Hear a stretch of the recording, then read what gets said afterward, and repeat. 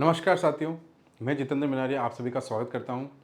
बच्चों, जैसा कि हमारा पार्ट चल रहा है रेलवे एनटीपीसी का और हम देख रहे हैं आज पार्ट 2 के बारे में देखेंगे कि पार्ट 2 में हम क्या सीखने वाले हैं। जैसा कि मैंने बोला स्टार्टिंग में आपको थोड़ा टाइम लगेगा, हम पूरे प्रॉपर नोट्स बनाएंगे हर क्वेश्चंस के। उसके बाद हम क्या करेंगे, स्पीड से क्वेश्चन 1 महीना तो आपको लगेगा। क्यों? क्योंकि कोई बच्चा अगर नया है तो उसको प्रॉपर नोट्स लिखने पड़ेंगे। और मैंने आपको तरीका क्या बताया, रिकॉर्डेड वीडियो है। अगर कोई नोट्स में बनवा रहा हूँ और ऑलरेडी आप पढ़ चुके हो तो आप उसको क्या कर सकते हो बच्चों, स्किप कर सकते हो। क्लियर है मेरी बात? चलो स्टार्ट करते हैं। तो आज का जो फर्स्ट क्वेश्चन होगा हमारा, देखते हैं क्या है उसी से। और जैसा कि मैं शुरुआत में बोला, शुरुआत में सारे क्वेश्चन मैं एनटीपीसी में आए हुए करूँगा जिससे आपके कॉन्फिडेंस लेवल बढ़े कि सब इजी आता है, टफ नहीं आता है। तो जैसे जैसे हम आगे बढ़ते जाएंगे, जैसे जैसे हमारे बहुत सारे क्वेश्चन होते जाएंगे, फिर आप एक टाइम के बाद जब एक पेपर को सोल्व कर रहे होंगे तो आपको पता होगा ये क्वेश्चन तो मैंने बहुत बार किया, आराम से कर लूँगा। ठीक है? तो जितने क्वेश्चन मैं यहाँ पे करूँ उनको प्रॉपर आपको दिमाग में डालने हैं। जैसे पार्ट 1 हो गया तो उसका क्वेश्चन ऐसा नहीं होना चाहिए कि आपको नहीं आया, 2 दिन के बाद वापस देख लो। पीडीएफ आपके पास पड़ी है, पीडीएफ आपके स्टोर है एप्लीकेशन पर, पीडीएफ भी है आपके पास, वीडियो भी पड़ा है एप्लीकेशन पर। दोनों ही एप्लीकेशन में पड़े रहेंगे तो आप जब भी रिवीजन करना है उस पीडीएफ को देखो। कोई क्वेश्चन नहीं समझ में आया फिर से वीडियो को देखो। वीडियो पड़े रहेंगे, कभी गायब नहीं होंगे जब तक आपका वैलिडिटी है। 365 दिन तक आपके पास वीडियो रहेंगे। ठीक है? देखो बच्चों, अब यहाँ पे समझना बच्चों, ये बोल रहा है कि ए बी सी किसी काम को क्रमशः 20, 30 और 60 दिन में पूरा कर सकते हैं। ए हर दिन काम करता है, बी सभी विषम संख्या के वाले दिनों में ए की मदद करता है, जबकि सी सभी सम संख्या वाले दिनों में ए की मदद करता है। तो काम कितने दिनों में पूरा होगा? तो बच्चों, टाइम एंड वर्क के लिए जैसा कि मैंने बोला था ये पहला क्वेश्चन है, तो पहले हम प्रॉपर नोट समझेंगे। सबसे पहले टाइम एंड वर्क का क्वेश्चन देखते ही पहले आप क्या काम करो, मतलब स्टार्ट किससे करें, कुछ तो करना पड़ेगा। कहाँ से स्टार्ट करें? तो सबसे पहला काम, अच्छे से समझना मेरी बात को और सुनना, जब भी कभी आपके टाइम एंड वर्क का कभी भी बात आएगी तो सबसे पहला काम, जैसे मान लो एग्जांपल लूँ, ए किसी काम को 10 दिन में करता है, बी किसी काम को 20 दिन में करता है, सी किसी काम को 40 दिन में करता है। मान लो ऐसा लिखा हुआ है। ठीक है बच्चों? अब मुझे देखो किसी काम को, तो इन क्वेश्चन में हमें क्या बोला, किसी काम को। कभी बोल सकता है कि वो इस किताब को बनाता है, वो इस दीवार को बनाने में इतना समय लेता है। ए किसी दीवार को बनाने में, काम बता भी सकता है, दीवार बनाना, किताब बनाना, कुछ भी। या बोल सकता है किसी काम को, काम के लिए कुछ बोल भी सकता है नाम, या कुछ जरूरी नहीं एक नाम ले। बट आपको बस एक चीज़ पे फोकस करना है कि अगर किसी क्वेश्चन में किसी पर्सन के लिए ये बोला जाए, ये किसी काम को, यानी पर्टिकुलर कोई एक वर्क है, फिक्स पूरा एक काम है, उसको इतने दिन में करता है, और बी भी उसी काम को, यानी कोई मान लो 100 ईंटें लगानी हो आपको, यहाँ कितनी ईंटें लगानी हो, 100 ईंटों की एक दीवार बनानी हो, तो 100 ईंटें, इसका मतलब ए 10 दिन में पूरी लगाता है, बी 20 दिन में लगाता है, और ये 40 है। वो 100 ईंटें ही हैं। काम हमेशा क्या होगा, सेम रखना। अगर सेम बोला उसी काम को, उसी काम को, उसी काम को, तो सबसे पहला ये पता करो कि किस काम को। तो वो काम आप मानने में कुछ भी मान सकते हो। आप 10 ईंटें मान लो, 20 ईंटें मान लो, तीनों के है तो बराबर ही रहेंगे। 10 इसकी मान लो, 20 इसकी मान लो, कुछ भी ईंटें मान सकते हो, कोई मना नहीं है। पर कुछ ऐसी मानेंगे ईंटें जिससे हमारे पॉइंट्स बने जा क्वेश्चन। तो हम क्या करेंगे, हमेशा इन तीनों का एलसीएम ले लेंगे। क्या करेंगे, हमेशा ये फिक्स प्रोसेस, जो देखो मैं किसी भी क्वेश्चन से पहले जो नोट्स बनाऊंगा वो हर क्वेश्चन के लिए फिक्स होंगे। मतलब ये वाली इंफॉर्मेशन तो आप 3 से 4 बार रिपीट करके दिमाग में रट के रट डालोगे कि हमेशा कभी भी टाइम एंड वर्क में कोई भी व्यक्ति किसी काम को करेंगे तो सबसे पहले उस काम को पता करेंगे। ये चीज़ जो फिक्स चीज़ है वो आपको दिमाग में फिक्स करनी है। फिर क्वेश्चन के हिसाब से जो डेटा होगा बाकी काम वैसे करना है, लेकिन कुछ काम फिक्स होगा वो ऑलवेज करना है। तो जैसे आपको सबसे पहले ऐसे बोले कि एक किसी काम को 10, 20 और 40, तो सबसे पहला काम होगा आप क्या करोगे, तीनों का एलसीएम ले लोगे। अब एलसीएम लेने का देखो एक तरीका तो ये होता है, सबसे छोटी संख्या को पकड़ो, जैसे 10 है, अब उसका भाग इसमें और इसमें देके देखो, किसी में भी जा रहा होगा तो उसको हटा दो। जैसे 10 का भाग 20 में जा रहा है, हटा दो। किसी एक में जाना चाहिए था, चाहे उसमें दो चाहे इसमें दो, हटा दो। फिर 20 का भाग इसमें जा रहा है, हटा दो। तो बचा क्या, एलसीएम 40 का। एलसीएम क्या आया, 40। अब इसका मतलब ये हुआ कि हमने वो काम माना कौन सा, ये 10 दिन लगे थे, इसको 10 डेज, इसको 20 डेज और इसको 40 डेज। ठीक है, ये मेरा क्वेश्चन था। अब हमेशा ये देखो, ये तो हो गया आपका वर्क, आपने जो माना कि 40 ईंटें लगा, मान लो एक दीवार बनानी है 40 ईंटों की। अब वो 40 ईंटों की ए जो है 10 दिन में पूरी दीवार बना देता है। एक दीवार बनाता है 40 ईंटों की, 10 दिन में पूरी बनाता है। तो एक दिन में कितनी ईंटें लगा रहा होगा, उसको 10 लगे होंगे। तो सिंपल सा का तरीका, इसका भाग दे दे। तो 40 में मैंने 10 का भाग दे दिया, तो कितनी आए, 4। इसका मतलब ये 4 यूनिट, इकाई कोई भी यूनिट हो सके, 4 ईंटें वगैरह कुछ भी, एक दिन में लगाता है पर डे। इसका मतलब ये देखो, सोचो एक दिन में उसने 4 ईंटें लगाई होगी, अगले दिन 4 लग गई होगी, अगले दिन 4 लग गई होगी, इस तरह लगाते लगाते 10 दिन में 40 लग गई होगी। तो सिंपल सा इसका एक दिन का निकालना, तो आपको बस इसे याद रखना है, इसका भाग इसमें देखिए एक दिन का काम, इसका भाग इसमें देखिए एक दिन का काम, 20 दूनी 40, 2 ईंटें एक दिन में, इसका काम यानी कि 1 ईंट एक दिन में, तो 40 दिन लगे होंगे। 40 ईंट 40 दिन मतलब एक दिन की 1 ईंट। ये जो वर्क है ना बेटा, टाइम एंड वर्क का मेन समझ लो। सबसे पहला जब भी किसी क्वेश्चन को सोल्व करना है तो सबसे पहले ये वर्क पता करना, इसको बोलते हैं वर्क, काम पता करना, जो भी होगा, ईंटें मानो, कुछ भी मानो, रोटी मानो, कुछ भी मानो, ये पता करना है। दूसरा उनके एक दिन का काम निकालना, ठीक है, जो भी दिन दे रखे उससे एक दिन का। ये प्रोसेस आपको फिक्स दिमाग में रट लेना है, चाहे जो मर्जी हो जो करो, टाइम एंड वर्क का क्वेश्चन देखते ही तुम्हारे दिमाग में ये आ जाना चाहिए। क्लियर मेरे बच्चों? अब ये तुम्हारे अगर दिमाग में है तो फिर क्वेश्चन करना बहुत ईजी होगा। देखो कैसे होगा उसको समझते हैं।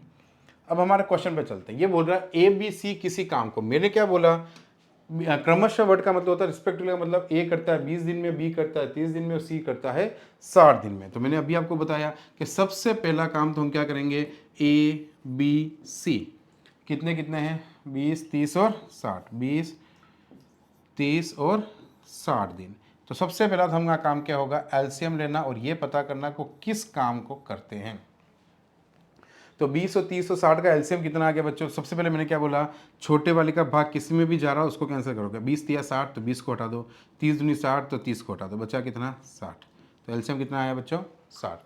नहीं आता हो, ये वाला तरीका नहीं समझ में आ रहा हो तो अपना सदाबहार जो बचपन से करते हो 20 30 60 ऐसे सजाना, वही 2 से भाग देते हुए 2 10 2 15 2 3 30 इस तरह से करते हुए लास्ट में इन सब का गुणा कर लेना, ये एलसीएम होता है। ठीक है, एलसीएम आपको आता ही होगा। ठीक है, अब सुनो, मैंने क्या बोला, पहले एक दिन का काम तो लिख ही लो, 20 दिया, पहले जो है वो लिख दो, यहाँ तक तो करनी ही है, 30 दूनी 60 60, अब आगे का रास्ता आगे देखेंगे। इतना काम तो पहले करके छोड़ना है, मतलब छोड़ना। अब क्वेश्चन के डेटा के हिसाब से, अब देखो हमेशा एग्जाम में क्या होता है, क्वेश्चन की लैंग्वेज कुछ भी हो सकती है, आपको बस ये पता होना चाहिए कि हमें शुरुआत कैसे करें। तो ये काम से शुरुआत करनी है। अब आगे जैसा जैसा डेटा आएगा वैसे वैसे हम बढ़ेंगे, ये मुझे आपको सिखाना है कि क्वेश्चन से कैसे हैंडल करते हैं। एक क्या होता है, जैसे हम एग्जाम में जाते हैं, एक हम पूरे पढ़े हुए होते हैं, बहुत बार किए होते हैं, फिर हम एग्जाम में जाके देखते हैं उस समय मैंने कैसे किया था, वो मत सोचो। क्वेश्चन करते समय पर्टिकुलर डेटा के हिसाब से सोचो, सब कुछ भूल जाओ, पहले कुछ किया ही नहीं। तो आज की पहली बार करो ना, जैसे कभी पहले कुछ किया ही नहीं। तो देखो सबसे पहले ए बी सी ये हो गया, ए हर दिन काम करता है। अब देखो ए जो है हर दिन काम करता है, मतलब देखो ए जो है पहला दिन होगा तो भी काम करेगा, दूसरा दिन होगा तो भी काम करेगा, तीसरा दिन होगा तो भी काम करेगा, चौथा, एवरी डे ए तो काम करता है क्वेश्चन के डेटा के हिसाब से। लेकिन आगे चलते हैं, बी सभी विषम दिन वाली संख्या पे, यानी ये पहला दिन, ये दूसरा दिन, ये तीसरा दिन, ये चौथा दिन, तो ये विषम दिन है। तो देखो बी सभी विषम दिन वाले में ए की मदद करता है, यानी कि यहाँ पे इसके साथ बी काम करता है पहले दिन। ठीक है, अब दूसरे दिन क्या होगा देखो, जबकि सी सभी सम संख्या वाले दिन, तो दूसरे दिन वापस सी आता है, तो इसका मतलब तीसरे दिन वापस बी आएगा, फिर वापस सी आएगा, इस तरह से चलता रहेगा काम। यानी कि ए तो हमेशा इनके साथ रहेगा। आप रियल लाइफ में सोचो, ए तो हमेशा इनके साथ रहेगा। बी क्या होगा, जैसे पहला दिन विषम संख्या, मतलब पहला दिन तीसरा दिन इस तरह से, तो बी इसके विषम संख्या वाले दिन पे आता रहेगा और इस तरह से सी उसके सम संख्या वाले दिन पे, जैसा वो बोल रहा है देखो वैसा मैं लिखा आपके सामने, मदद करता है। तो पूरा इस तरह से अगर ये काम करे, ये वाला काम, ये 60 ईंटें इनको लगानी है, वो इस तरह से लगाया, तो बताओ पहले दिन कितनी ईंट लगी होगी, ए प्लस बी ने कितनी ईंटें लगी होगी, ए एक दिन की 3 लगाता है, बी एक दिन की 2 लगाता है, तो 3 और 2 एक दिन की कितनी लगी होगी 5। तो जैसे पहला दिन खत्म होगा कितनी ईंटें लग गई होगी, 5 ईंटें लग गई होगी। जैसे दूसरा होगा तो अब ए और सी कर रहे होंगे, ए अपनी 3 ईंटें पर सी इस बार कितनी ईंट लगाएगा 1, तो 3 + 1 अब 4 ईंटें लगी होगी अगले दिन। तो फिर वापस क्या हुआ होगा, ए और बी आएंगे, वापस 5 लगी होगी, फिर वापस क्या होगा 4 लगी होगी, इस तरह से ये चलता रहेगा। और जिस दिन ये 60 ईंटें पूरी लग जाएगी, अपन बोलेंगे हाँ काम कंप्लीट हो गया, और हम बोलेंगे इतने दिन लगे, 1 2 3 जितने भी दिन लगे वो हम बोल देंगे। क्लियर मेरी बात बच्चों? तो अब केस देखो, अब इसको ये तो हो गया, देखो यहाँ तो ठीक है, अभी 60 ईंटें यही है। मान लो कोई ज़्यादा डेटा होता तो हमें कितने यहाँ लिखना पड़ता, अभी बहुत सारा लिखना पड़ता ना। तो इसलिए क्या इसको ऐसे नहीं लिख सकते, यूँ नहीं कि 5 4 5 4 5 4 5 4 सजाते जाओ और 60 ईंटें कंप्लीट हो ना रुक जाओ, ऐसा नहीं सीखना है। सीखने का तरीका अलग रखेंगे, ये समझने के लिए था। अब समझो, मेरे को एक बात बताओ, अगर मैं 2 दिन को एक साथ देखूं, इन दोनों दिन को एक साथ मिला दूं, इसको और इसको, ऊपर का आंसर नहीं करते, अगर मैं इन दोनों को एक साथ लूं, इन दोनों को, इससे होगा क्या समझना। यानी कि पहले दिन दूसरे दिन कुल मिला कितनी ईंटें लग जाएगी 9 दिन। तो मैं बोल सकता हूँ 2 दिन में 2 डेज में कितनी ईंटें लगेगी 9 यूनिट होगा कि नहीं होगा। 2 दिन में अगर मैं 2 दिन का एक साथ काम देखूं तो पहले दिन 5 लगी होगी, अगले दिन 4 लगी होगी। क्यों? क्योंकि पहले दिन 5 इन दोनों लगी होगी, अगले दिन 4 इन दोनों लगी होगी। फिर वापस अगले 2 दिन में देखेंगे, वापस क्या होगा, 9 लगेगी। इस तरह से मैं 9 9 9 9 के हिसाब से बार देख लूँ कि कितने दिन तक जा रहा है। 60 में भाग 9 9 के हिसाब से कितनी बार तक जा रहा है, तो 9 छंग 54, यानी इसका मतलब 6 दिन तो लगेंगे ही लगेंगे। तो देखो 2 दिन का 6, तो 6 दूनी 12, क्योंकि देखो एक दिन में कितनी होगी, इसका मतलब इसके आप यूनिटरी मेथड लगा सकते हो ना, एक दिन में कितनी आएगी, 9/2। और आपको अब कितने दिन तक, सॉरी उल्टा, ऐसे देख लो, उल्टा बना लो। 9 ईंटें कितने दिन, 9 ईंटों को मतलब यूनिट करने के लिए 2 दिन चाहिए। तो हम पहले कितने करा रहे हैं, एक यूनिट के लिए कितना चाहिएगा, 2/9। तो हम कितनी करा रहे हैं, 56 करा, जिसमें 9 का भाग चला जाए पहले उतनी करा लो, 54, सॉरी 9 छंग 54। तो 2/9 इंटू 54, 12 आया कि नहीं है। अब सीधा करना है, मैं खाली आपको नोट्स के लिए लिख रहा हूँ कि क्या किया हमने, आप सीधा दिमाग लगाना। हम 9 यूनिट करेंगे, बताओ 9 यूनिट हुआ कितने दिन हो गए, 2। वापस 9 यूनिट हुआ कितने दिन हो गए, 2 4। इस तरह से डबल डबल हो रहे कि नहीं हो रहे, 9 9 18, 9 3 27, 9 4 36, 9 5 45, 9 6 54। 6 बार अगर इसे लगा तो बताओ 6 का डबल दिन कितने हुए, 12 दिन हुए कि नहीं हुए। यानी अभी तक 12 दिन हो चुके हैं। कितने दिन हो चुके हैं, 12 दिन। यूनिट कितना हुआ आप सोचना, यूनिट कितना हो गया, 54 यूनिट आपका हो चुका। कितने में से, 60 ईंटों में से 54 ईंटें लग चुकी है 9 के हिसाब से। अब बताओ कितनी ईंटें बाकी है, 6 ईंटें अभी लगानी बाकी है। अब जैसे अगला दिन होगा, तो जैसे अगला दिन होगा तो एक दिन अगला, देखो ये तो पेयर खत्म हो गया, पहला दूसरा तीसरा चौथा, तो जो भी पहला आएगा सबसे पहले ये दोनों आएंगे वापस। जैसे ही दोनों आएंगे 5 ईंटें और लग जाएगी। तो अभी तक 12 दिन में कितनी ईंटें लग चुकी है, 54 हो चुकी है। जैसे अगला दिन आया, नेक्स्ट डे हुआ 13वां दिन, तो बताओ ईंटें और कितनी हो गई, इसमें 5 और जुड़ जाएगी नहीं जुड़ जाएगी, बताओ इस दिन की, क्योंकि ये इस दिन ये दोनों मिलके ही कर रहे होंगे खाली 5। तो अभी तक कितनी होगी, 59 हो गई है। पर नेक्स्ट डे जैसे ही होगा अगला दिन, तो देखो हुआ क्या, यहां तक आपका कितना यूनिट हो गया, 59 यूनिट हो गया। अब बची कितनी ईंट है, 1, पर उनकी कैपेसिटी कितनी है, 4। यानी कि मैं बोल सकता हूँ 13 दिन तो पूरे को लगे। अगले दिन में हुआ क्या, उनकी कैपेसिटी तो लगाने की है 4, पर लगाने की कितनी है, 1। तो इस दिन में 4 में से सिर्फ एक दिन, अब ऐसा नहीं होगा क्या, समझो वो लोग 4 ईंट लगाते हैं, अब उन्हें सुबह आए 1 ईंट लगे, काम हो गया तो चले गए, तो पूरा दिन थोड़ी लगेगा। 4 में से खाली 1 ईंट लगाने, पूरे दिन का 4 हिस्सों में से खाली 1 हिस्सा लगा, यानी कि 4 टुकड़े किए उसका 1 हिस्सा।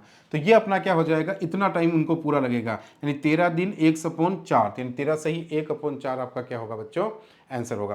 तो ऐसे क्वेश्चन में सिंपल से क्या करना है, जो पेयर जहाँ पे बोल रहा है, जैसे इवन नोट पे बोल रहा है तो उनको एक पेयर बना लो। इससे क्या होगा, अगले पेयर चलते जाएंगे, वहां तक काम एक बार करा लो, फिर एक एक को निपटाते जाओ। पहले ए और देखो, आप सिंपल सा कॉन्सेप्ट लगाओ, ये दोनों करे थे 9 ईंटें लग गई, फिर वापिस ये दोनों ही करेंगे 9 लगती जाएगी, 54 तक तो ये दोनों ऐसे ऐसे चलता जाएगा, ये आया 9 ईंटें लग गई, 2 दिन हुए 9 ईंटें लग गई, वापिस 2 दिन हुए 9 ईंटें लग गई, 9 54, 54 ईंटें तो आपकी हो गई। अब आपकी 6 ईंटें और लगानी है। अब जैसे अगला दिन होगा, हम 2 2 का कर रहे थे अभी तक, तो फिर रोक दो, फिर एक एक दिन करो। फिर जैसे अगला दिन हुआ, तो 5 ईंटें कौन लगाएंगे, ये लगाएंगे। तो अभी तक भी हमारा काम नहीं हुआ, अभी तो 59 इसे लगी है, पर हमें तो काम पूरा कराना है। मतलब 13 दिन तक तो काम पूरा नहीं हुआ, 13 दिन तक तो चलता रहा काम। अब क्या हुआ, जैसे 14वां दिन लगा, पर 14वां दिन में तो उनको खाली 1 ईंट लगानी है, पर वो दोनों मिलके लगाते कितनी है, ये तो 4 ईंटें लगाते हैं, लगानी एक ही है। तो 13, 4 में से लगानी कितनी अगले दिन, 4 में से 1, तो इसका आंसर क्या बन जाएगा, 13 से ही 1/4 दिन। आई होप आपको समझ में आया होगा। 2-3 बार और आएंगे टाइम एंड वर्क के क्वेश्चन, धीरे धीरे आपको परफेक्ट होते जाओगे। अब आप इससे ये सीख रहे हो कि किसी भी टाइप का क्वेश्चन बने, हमें सबसे पहला काम वो करना ही है, यानी कभी वर्क पता करना है, ये काम तो हमें सबसे पहले करना ही करना है। उसके बाद क्वेश्चन का डेटा कैसा होगा वो मैं आपको सिखाऊंगा, किस किस तरह से डेटा है तो किस किस तरह से उसमें यूज करना। तो आई होप आपको ये समझ में आया होगा। नेक्स्ट देखते हैं, चलिए पढ़िए इसको।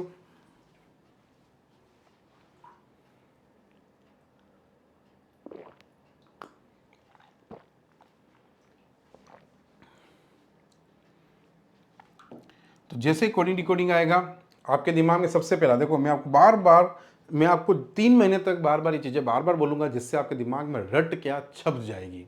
3 मंथ्स में ऐसा छापेंगे ना, क्वेश्चन आमने आएगा ना, तुम्हें यूँ लगेगा यार ये पेपर तो मैंने रोज दिया है, अब कौन सा नया। तुम्हें उस पेपर को देख के ऐसा फील कराना है कि तुम ये मुंह से निकाल दो यार ये पेपर आया, ये तो हमने रोज किया, फिर तुम्हें ऐसा फील होगा यार ये पूरा पेपर तुमने सोल्व कर रखा है, ऐसा फील तुम्हें करा के भेजना है, वो मैं तुम्हें करा के भेजूंगा। तो जैसे तुम मोबाइल का ये क्वेश्चन देखोगे, अब तुम्हारे दिमाग को मैं ट्रेन करता हूँ, जैसे मेरा दिमाग ट्रेंड है, मैं जैसे क्वेश्चन देखता हूँ मेरा दिमाग क्या बोलता है वो मैं तुम्हें ट्रेन कर दूंगा 3 महीनों में। मोबाइल के लिए जैसे ये नंबर दिया, मेरा पहला काम रहता है ये 3 और 3 6, 3 और 3 6 बराबर है, हाँ है, मतलब ये मेरा टाइप फर्स्ट है। बस लिखना नहीं है, मैं आपके लिए यहाँ पे लिखता जा रहा हूँ कि अपने दिमाग में क्या कर रहे हैं उसको मैं लिखूंगा, जिससे आपको दिमाग में फिक्स हो ऐसा करना है। जैसे ये देखा, सबसे पहला काम मेरा रहता है, बार बार लिख रहा हूँ मैं पहला टाइप का, कि सेम लेटर्स देखने। ये शुरुआत में 1 महीने तक तो लिखूंगा, 1 महीने बाद सिर्फ बोलूंगा। क्या ये सेम लेटर, यानी m का नंबर होता है 13, क्या यहाँ पे 13 है? अच्छा, यहाँ पे दो चीज देखना, जब सामने नंबर हो ना, तो या तो m का नंबर होगा सामने, या इन दोनों को जोड़ के 4 हो सकता है सामने। तो इसमें पूरे में कहीं 4 लिखा हुआ है, हाँ है, ये काम भी साथ में ही करना है। ठीक है, सेम लेटर में नंबर अगर होता है तो या तो m का नंबर जो हमने सीखा है 13 का 13 आपको लिखना है, और अगर आपने अभी तक अगर नहीं देखा है तो मैंने आपको क्या बोला, कोडिंग डिकोडिंग का पार्ट फर्स्ट आपको देखना है, अगर आपको ये नंबर याद नहीं है। और इसका पहले वाला लेक्चर भी अगर आपने नहीं देखा है तो आपको देखना है, हर लेक्चर में मैंने बात बोल रखी है आगे जाने से पहले। ठीक है, तो ये देखा, फिर मैंने देखा ओ का नंबर यानी m, ओ का नंबर मतलब 15, 15 का नंबर कितना हो गया 6, क्या यहाँ पे इसमें 6 है? नहीं, हाँ है, कहीं ना कहीं तो है, पूरे में चेक करना। फिर आप देखा बी का नंबर 2 है क्या? नहीं है, इसका मतलब ये नहीं है ना, सिंगल डिजिट करने वाला पैटर्न नहीं है, न कि सेम लेटर है ना पैटर्न सिंगल करने वाला है। तो दूसरा मैंने आपको क्या बताया, ऊपर की तरफ सेम देखना, मतलब जो आपको पूछा गया है, जो आपको पूछा गया है उसके लेटर, ये आप देखना, आपके आरआरबी एनटीपीसी में पूछा गया क्वेश्चन, अगर आप सही सीक्वेंस से चलते हो तो कितना इजीली पकड़ में आते हैं क्वेश्चन, देखना। अब जैसे ऊपर पूछा गया में देखना, तो अब देखो यहाँ पे 2 दे रखे हैं, इसका कोड ये दे रखा है, इसका कोड कहाँ गया, इसका कोड ये दे रखा है। जब 2 दे रखे हैं तो ये लेटर दोनों में मिलकर ढूंढने हैं। तो देखो देखो बी यहाँ पे है, ए अगर बात करूँ तो ए कहाँ है, ए नहीं दे रखा है क्या, BALLET, ए की वैल्यू नहीं दे रखी है, फिर एल की वैल्यू है, ई की वैल्यू है, टी की वैल्यू है, ए की वैल्यू नहीं है, टी, अच्छा ये टेबलेट TABLET होगा। नंबर कितने हैं यहाँ पे, 1 2 3 4 5 है, ये स्पेलिंग गलत है बेटा, ए की वैल्यू होगी, ये टेबलेट की स्पेलिंग गलत है, ये दोनों जगह। ठीक है, दोनों जगह टेबलेट गलत आया, यहाँ पे एक ए और होगा, मैं लिख देता हूँ इसको, क्योंकि यहाँ पे कितना नंबर दिख रहे हैं 6, तो यहाँ पे आपके क्या होंगे, ये TAB होगा। ठीक है, मैं सही कर देता हूँ इसको, कोई इशू नहीं है, ये प्रिंटिंग में गलत आ गया होगा, टाइपिंग में। तो ये होगा TAB फिर LET, यानी 2 5 3 9 इस तरह से। ठीक है, उधर भी इंग्लिश वाला भी कर लेना, TAB कर देना बीच में, TABLET। ठीक है बेटा, अब सही है। तो देखो जैसे मैंने चेक किया तो मुझे B मिला, मुझे A मिला, मुझे L मिला, मुझे L मिला, फिर E मिला, फिर L मिला। ठीक है, तो ये पूरा हमें मिल गया। तो बस चीटिंग करके लिखना, B का कोड क्या हो गया 3, A का कोड क्या हो गया 5, और L का कोड क्या होगा, ये दिखा हुआ, ये देखो ये L का कोड ये रहा, L का कोड 3, वापिस L का कोड 3, फिर E का कोड 2 4, और फिर आपका T का कोड कितना 2। तो 3533 353342 353342, इसमें कोई ना कोई तो दिक्कत है। इसका मतलब ये वाला इसका नहीं हो रहा है कोड, ऊपर भी है क्या, B का कोड देखने देना एक बार। देखो ऊपर B का कोड 3 है, ऊपर भी 3 है, ठीक है, ऊपर से और कोई अलग कोड तो नहीं है, बच्चे कर लेते हैं। ऊपर E का कोड 4 है, यहाँ पे भी 4 है, सेम है, तो 353342 LL, ऊपर L का कोड कितना है 9। अच्छा ओके, ऊपर कितना है देखो बेटा, एक और, जब भी आपको ऐसे ऑप्शन नहीं मिल रहे हो ना, तो दोनों, जैसे मैंने चेक नहीं किया अभी, वैसे आपको भी चेक करना है। एक तो मैंने यहाँ से लिखे, और देखो एक L का कोड यहाँ पे 9 है, मैंने गलत लिख दिया, सॉरी, यहाँ पे देखो TAB, ये L का कोड 9 है, 3 नहीं है, मैंने 3 क्यों पता नहीं ध्यान नहीं रखा होगा, तो आपको ध्यान रहना। ठीक है, तो L का कोड कितना, दोनों जगह 9 ही है। तो देखो B का ये A का आपको देख के लिखना था, A का लिख लिया आपने 5, अब आपको लिखना था किसका, L का। अब L का देखो चौथे नंबर का, मैं गलती से तीसरा लिख दिया था, 9 9। ठीक है, परफेक्ट था, बाकी सब ठीक था, गड़बड़ी देखने की हो गई। ठीक है, और T का कितना है 2, तो 359942, हाँ ऑप्शन में है 359942, वो मैंने गलती से लिख दिया था। बाकी ऐसा भी होता है कितनी बार, जैसे यहाँ पे मान लो आपको 33 मिल रहा होता इस जगह, और इस वाले में उसने इसका कोड 9 और उसने ऑप्शन में 9 दिया, तो आप 9 भी कर सकते हो उस समय। ठीक है बेटा, तो फिलहाल आपके कौन सा वाला पार्ट निकला, ये सेकंड वाला, ऊपर की तरफ सेम लेटर वाला कंप्लीट है। आगे चले, नेक्स्ट देखो।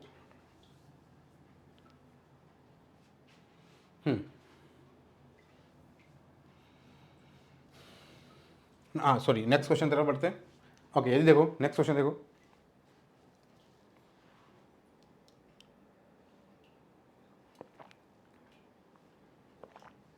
अच्छा ये पार्ट है आपके किसका, एवरेज का, किसका, औसत का। औसत का पार्ट के लिए मैं वापिस आपको क्या बोला, जिससे पहला क्वेश्चन है, तो पहले मैं आपको औसत के बारे में थोड़ा सा बताऊंगा। इस क्वेश्चन में आपको क्या क्या रिक्वायरमेंट होगी, पहले उस बारे में बात करेंगे, देन हम आगे चलेंगे। अब औसत के लिए देखो बेटा, औसत के लिए देखना, सबसे पहले औसत होता क्या। अब देखो जब भी जैसे टाइम एंड वर्क का क्वेश्चन आए, अब आपके दिमाग में आज आपने पहली बार कुछ किसने देखा होगा टाइम एंड वर्क के बारे में क्या करना है, जो भी दिन दे रखे उसका वर्क पता करना, एक दिन का काम पता करना, ये काम टाइम एंड वर्क के लिए हो गया। उसी तरह से औसत के लिए हर चैप्टर की क्वेश्चन के साथ अपनी फ्रेम दिमाग डालो कि औसत के लिए मेन पार्ट क्या रहेगा, औसत चैप्टर के लिए मेन चीज़ क्या याद होनी चाहिए, वो आपके दिमाग में होनी चाहिए। तो एवरेज के लिए जो सबसे मोस्ट इंपॉर्टेंट जो बात होगी बच्चों, वो क्या होगी, ये कि जब भी आपको औसत लिखे किसी का, बस एक बात दिमाग में यहाँ पे ठूसो, चाहे कुछ भी करो, औसत का मतलब होगा प्रत्येक को, सबको। जैसे मान लो तुम 5 फ्रेंड हो, ठीक है, कितने दोस्त हो, 5 फ्रेंड हो, तो सभी को 5 के 5 दोस्तों को बराबर पैसा मिलेगा। औसत में मैंने बोला कि इनका औसत 10 है, इनके पास औसत 10 रुपए हैं, तो मतलब सबके पास 10-10 रुपए हैं, चाहे लाया कोई कितना भी हो। ABC 3 दोस्त हैं, ये 20 रुपये लाया, ये मान लो 40 लाया, और ये मान लो 30 रुपये लाया। क्लियर है, ये 40 लाया, 20 लाया और ये 30 रुपये लाया। लाया तो तीनों अलग अलग है, पर मैं बोलूँ इनको एवरेज एंड बांटो, तो हम क्या करेंगे, तीनों के पैसे छीन लेंगे, 40, 50, 60, 70, 80, 90 रुपये ले लिए, और 90 रुपये के तीनों में बराबर बांट देंगे। तो एक के हिस्से में कितने हैं, तो वही पैसे हैं अभी भी, टोटल पैसे में तो कोई फर्क नहीं पड़ा, 90 के 90 ही हैं। बट अब देखो इसके पास 40 थे, 30 रह गए, इसके पास 20 थे, इसके पास 30 हो गए। तो इसका मतलब क्या हुआ, ये तो 30 लाया था, इसको 30 ही रह गए। तो इसके पास 10 ज़्यादा थे, तो उसने इसको दे दिया 10, तो इसके 30 हो गए, इसके भी 30 हो गए। तो औसत में करना क्या होता है, सबको बराबर करना होता है। यानी किसी भी नंबर के आगे अगर तुम औसत यानी कि एवरेज शब्द पढ़ोगे, तो जैसे ही तुम एवरेज शब्द पढ़ोगे, पहला काम तुम्हारा क्या होगा, औसत देखते ही, एवरेज देखते ही, कि इसका मतलब सबको बराबर पैसा इतना मिला हुआ है। पैसे में सोचना ज़्यादा इजी लग जाता है, कोई भी आयु हो तो भी पैसे में सोचना कि सबके पास पैसे इतने हैं, ठीक है। अब उसमें कोई निकलेगा, अब सोचो, मेरी बात समझना, अब ये 3 जने थे, ठीक है, अब इनके औसत तो 30-30 रुपये, मैं बोल रहा हूँ ये बी की डेथ हो गई, बी मर गया, तो बी देखो 30 रुपये तो यहाँ, अच्छा बी मरने के बाद मैंने बोला इनका औसत, बी के मरने के बाद इनका औसत कितना हो गया, 25 रुपये हो गया। अभी औसत कितना कितना है, 30-30 है, और मैंने बोला बी जैसे ही मरा, और बी के जैसे बी चला गया या मर गया जो भी हुआ, तो बी चला गया, मान लो इनके छोड़ के चला गया, ठीक है, 3 दोस्त थे, बी चला गया इनको छोड़ के, तो उनका जो एवरेज था इन दोनों का वो 25 रुपये हो गया। कितने हो गया, जो 30-30 रुपये लेके बैठे थे कितने हो गए, 25। ऐसा क्यों हुआ समझना, ये गया तो गया, 30 तो लेके गया आपने, इसके पास जितने थे, अब इनके 25 क्यों हो गए, क्योंकि देखो ध्यान से देखो, बी की वैल्यू कितनी थी, 40, इसका मतलब उसने 10 रुपये दे रखे थे इनको, तो वो अपने 10 रुपये और छीन के ले गया, तो ये अपने 10 रुपये और छीन के ले गया, 40 हो गए उसके। अब 40 हो गए, तो बताओ इन दोनों के पास कितने बचे, देखो 30 तो ये ले गया, अब इसके पास भी 30 थे, इसके पास भी 30, तो 5 इससे छीन लिए, 5 इससे छीन लिए, बताओ 25-25 हो गया कि नहीं हो गया। तो इसका मतलब ये गया तो 25-25 क्यों हुआ, 10 तो अपनी खुद के तो 30 और 10 इनके लेके चला गया, तो 10 इनके लेके गया, क्यों लेके गया, क्योंकि उसने अपने 40 रुपये बांट रखे थे पहले हिस्से में, तो अपने 40 ले जाएगा वापस, तो जो बांट रखा था वो भी तो छीनेगा वापस उनसे, जाएगा छोड़ के। तब जब मैं आया तो मैंने सबके बराबर कर दिए, तो जाऊंगा मेरा पैसा तो वापस लेके जाऊंगा तुमसे छीन के, जो तुम्हें मैंने बराबर बांटने के लिए दिया था। तो इसलिए क्या होता है, औसत में क्या होता है, कोई भी आएगा तो बराबर करेगा, जाएगा तो अपना माल भी ले जाएगा, और जो उसने बांट रखा है वो भी ले जाएगा। ये इतना सा सिनेरियो अगर आपके यहाँ चला गया ना, औसत के क्वेश्चन आपको बहुत ईजी लगने वाले हैं, इतने ईजी कि आप सोचोगे कि औसत का चैप्टर तो आना चाहिए भगवान, कि मेरा आंसर सब ऐसा ही हो जाए। इतना इजी चैप्टर है, बस आपको ये कॉन्सेप्ट पता होना चाहिए औसत में एग्जैक्टली होता क्या है। अब बस इतना याद रखना, औसत मतलब एक तो सबको बराबर, एक डेफिनेशन याद रखना, औसत मतलब सबको बराबर मिलना, और दूसरी बात लाए कोई कितना भी मिलेगा बराबर, और जाएगा कोई भी निकल के गया या कुछ भी, तो वो जितनी वैल्यू लेके आया था उतनी सब ले जाएगा। तो अगर उसने किसको बांट रखी होगी तो वो भी ले जाएगा, और खुद के पास है तो वो भी ले जाएगा। अब जैसे मान लो इसमें से यहाँ पे ए निकलता, क्या निकलता, ए निकलता। अब ए के पास तो 20 रुपए थे जब वो आया था, सोचना ए के पास 20 रुपए थे। अब मैं बोलूं जैसे ही ए निकला, इन दोनों के पास 35-35 रुपए हो गए। कितने हो गए, 35-35 रुपए हो गए। क्यों हो गए समझना, 30-30-30 थे, 35 कैसे हो गए, तो सुनना, जैसे ये ए गया, तो ए गया तो देखो उस ए को 30 रुपए ले जाने थे, और इनका औसत 30-30 से 35-35 हो गया। पहले तीनों का 30-30 था, पर ए के जाते ही एक घर यहां से गया और इनके 5-5 बढ़ गए, इसमें भी 5 बढ़ गए और इसके भी 5 बढ़ गए। ऐसा कैसे हो गया, दोनों के 35-35 कैसे हो गए, मतलब जब वो जा रहा था तो इन्होंने बोला ला हमारे पैसे हमें वापस दे, तो जैसे इससे छीने तो 5-5 बढ़े, मतलब 10 रुपए छीने होंगे, तो ये 30 की जगह सिर्फ कितने ले गया होगा, 20, तो 10 इसके छीन के इनका कितना हो गया वापस, 35 35 हो गया। तो इनका बोलेगा क्वेश्चन कि इनके 30 थे उससे 35 हो गया, तो आप सोचोगे 30 से 35 हो रहा है, मतलब इसका मतलब इन्होंने इसको बांट रखे थे और ये जैसे ही निकला तो वापस इन्होंने छीन लिया, तो 5 दोनों ने छीने, तो 10 रुपए से छीने, तो ये जा रहा था 30 रुपए लेके, 10 छीन लिए, तो कितना लेके निकल पाया 20। बताओ उसकी वैल्यू निकल के निकला नहीं निकला। तो जो निकलेगा उसकी लेके निकलेगा, और जैसे वो निकलेगा दूसरे का औसत या तो बढ़ेगा या घटेगा। घट रहा है मतलब उसने बांट रखे हैं, बढ़ रहा है मतलब उसने उनसे ले रखे थे, इसलिए उनका दूसरों का बढ़ गया। ये छोटा सा कॉन्सेप्ट है, ये यहां पे फिक्स कर दो बस। अब देखना क्वेश्चन कितना इजी लगता है आपको, ओरली कैसे होता है, जल्दी कैसे होता है, ये सब चीजें आप अभी सीख जाओगे। अब यहां देखो, यहां बोल रहा है कि यदि कक्षा आई में 40 छात्रों की औसत आयु 10 वर्ष है। 40 छात्रों की औसत आयु कितनी बेटा, छात्रों की औसत ध्यान रखना, औसत 10 है, मतलब आप बताओ इसका क्या मतलब हुआ। एक क्लास में 40 एक आई क्लास है जिसमें फर्स्ट क्लास है, आई क्या, हाँ वही आई फर्स्ट क्लास है जिसमें 40 छात्रों को औसत 10 है। 10 का मतलब क्या हो गया, एवरेज 10 का मतलब ये हो गया कि सबके पास 10 10 10 10 10 यानी 40 ही बच्चों के पास 10 10 रुपए मानो आप, तो आयु बोले कुछ भी बोले, ठीक है, आप तो पैसे मानो, सबके पास 10 10 रुपए है अभी। अब वो हो सकता है कोई 2 रुपए भी लाया हो सकता है कोई 20 रुपए भी लाया हो, पर जब बराबर बांटा 40 को तो सबके पास कितने आ गए 10 10 रुपए। ये हो गई पहली रेंज। औसत वर्ड देखते ही हमारा दिमाग बस ये आएगा 40 जनों के पास 10 10 रुपए। आगे देखना, तथा कक्षा 2 में 30 छात्रों की औसत वर्ष कितना है, कक्षा सेकंड की बात कर रहा है, इसमें 30 छात्र हैं, कितने 30 छात्र, और उनका औसत कितना है 12, यानी उनके पास औसत कितने रुपए हैं 12 रुपए हैं। ठीक है, अब देखो ये जो 30 लगे हैं ये सब 12 12 12 12 रुपए लेके बैठे, और ये 40 लोग 10 10 10 10 रुपए लेके बैठे। यहां तक की कहानी तो ये दे रखी है। अब बताओ क्वेश्चन क्या बोल रहा है, तो सभी छात्रों के औसत आयु वर्षों में ज्ञात कीजिए। सभी का मतलब कितना हो गया 40 और प्लस 30 का, इनका ये बोल रहा है औसत बताइए। औसत वापिस अगेन क्या है, औसत यानी कि बराबर करना है। अगर मैं अभी सीधा इनको जोड़ू तो इनके पास तो 12 12 रुपए, इनके पास 10 10 है, तो बराबर तो नहीं हो रहा है। औसत में बराबर करना मतलब सबके बराबर करना। तो एक बार मैं अगर ऐसा काम करूं,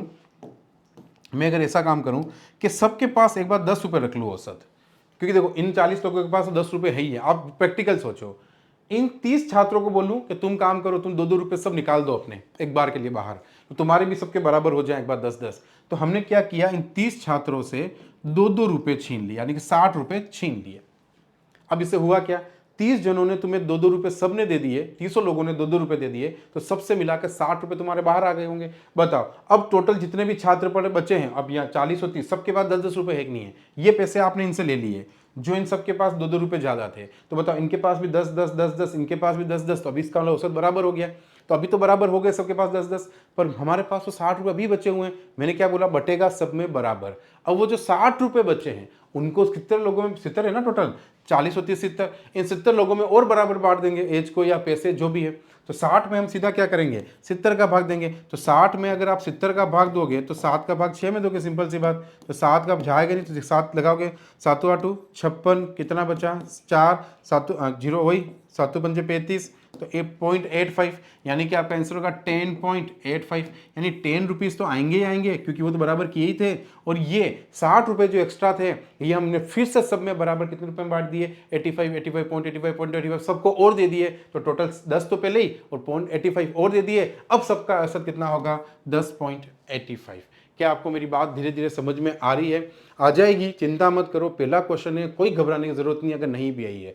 एक बार और आएगा, एक बार और आएगा, क्योंकि अभी हम 3 महीने में कितने बार आएंगे आप सोच भी सकते हो। और एक भी क्वेश्चन ऐसा नहीं होगा जो एनटीपीसी के लेवल से बाहर होगा। जो आएगा इसी एग्जाम से आएगा, जैसा हम पढ़ेंगे वो इसी एग्जाम में आएगा। बस आपको ये क्वेश्चन को अच्छे से 2 बार 3 बार जितनी बार सोल्व करने हैं। आपको बस ये करना है कि रोज का जितना पार्ट हो रहा है उस पार्ट के बारे में तुम्हारा खाली ये जवाब हो क्लियर है, पहला क्लियर है। जब तक वो अच्छे से परफेक्ट लेक्चर नहीं हो जाए, उसके सारे क्वेश्चन पीडीएफ देख के एक बार सोल्व करके परफेक्ट नहीं हो जाए, दूसरा लेक्चर नहीं देखना है। जैसे ही वो कंप्लीट हो दूसरा देखना है। इस तरह से जब 5 लेक्चर हो जाए तो एक बार फिर से सबका रिवीजन करना है। फिर वापस 10 लेक्चर हो जाए 10 का रिवीजन करना है। और रिवीजन करने के लिए मैं टेस्ट ले लूंगा, चिंता मत करो।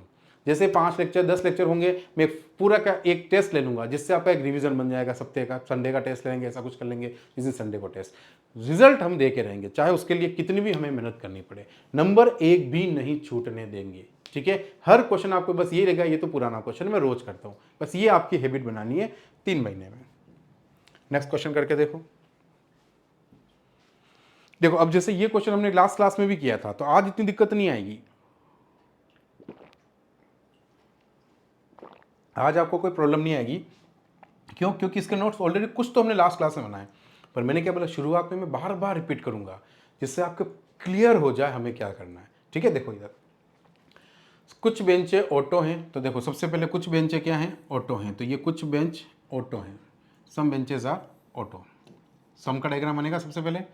फिर ऑल बॉक्सेज आर ऑटो, सभी बॉक्स ऑटो हैं। देखो ध्यान से देखना, सम बेंचेज आर ऑटो, ये बेंचेज है, ध्यान रखना, ठीक है।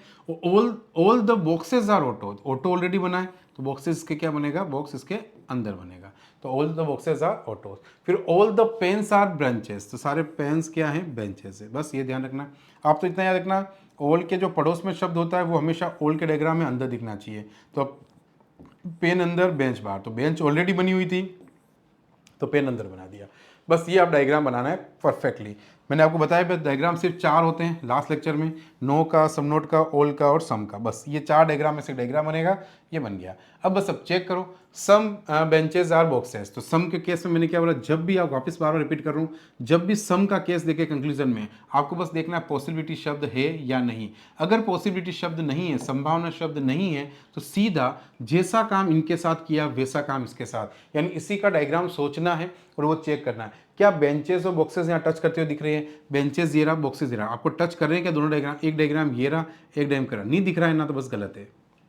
बस सिंपल से याद रखना, पॉसिबिलिटी नहीं है तो जैसा इनका डायग्राम चाहिए होता है वैसा डायग्राम आंखों से नहीं दिख रहा है तो रॉन्ग कर दो, बस इतना सा याद रखना है। सिलोक्स का 50% चैप्टर आपका कंप्लीट, खाली 2 क्वेश्चंस करने से। कल एक किया था, आज प्रैक्टिस भी हो जाएगी। आगे देखो, नो पेन इज ऑटो। अब नो आते हमें पता है कि ये वर्ड आते ही, नो कोई नहीं वर्ड आते ही हम क्या करते, कल ही सिखाया, पेन को अलग बनाएंगे, दिमाग में बनाओ, ये आपके दिमाग में बनना चाहिए ऑटो, ऐसा डायग्राम होना चाहिए, दोनों पे क्रॉस। तो मुझे बताओ इस डायग्राम में कि क्रॉस दिख रहा है क्या तुम्हें ऑलरेडी कहीं, तो देखो दूर तो भले हो सकते हैं, मैंने मान लिया, पर क्रॉस हमें चाहिए क्योंकि नो के लिए क्रॉस चाहिए और इस डायग्राम में नो कहीं है ही नहीं, तो बताओ क्रॉस तो हमें मिलेगा ही नहीं, सेम डायग्राम तो मिल ही नहीं पाएगा, ये भी क्या होगा, गलत। तीसरा, सम बॉक्सेज आर बेंचेस, तो बॉक्सेज और बेंचेस वापस टच होनी चाहिए। देखो बॉक्सेज ये रहा, बेंचेस ये रहा, सम बेंचेस आर बॉक्सेस बोला, इसका उल्टा बोला है तो भी टच नहीं करा, तीनों क्या हो गए, गलत हो गए। अब देखना, ये 3 गलत होने के बाद अब यहाँ पे मैं आपको एक नई चीज़ सिखा रहा हूँ आज, और जिससे हम थोड़ा सा और आगे बढ़ पाए इस चैप्टर में। जैसे ये तीनों रोंग हो या 2 रोंग हो, एटलीस्ट 2 तो रोंग हो ही हो, जैसे 2 रोंग मिले, 3 मिले, 2 मिले, कम से कम 2 रोंग मिले, तो जो भी रोंग मिले उनमें आपको इधर केस के लिए बढ़ना है।